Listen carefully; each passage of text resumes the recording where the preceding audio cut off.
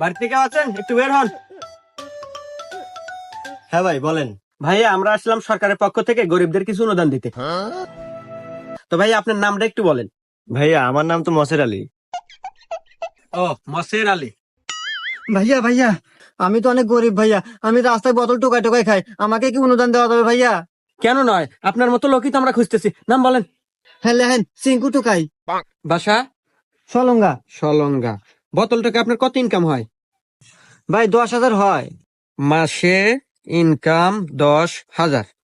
আরে ভাই মাসে না তো দিনে। হাই, তুল তুল তাড়াতাড়ি তুল, গেলা গেলা হাতে নিয়ে বেচা নাকবো। চিঙ্কু বাড়িতে মাস্তান কেউ মানে আছেন? একটু ফানি। বের হন।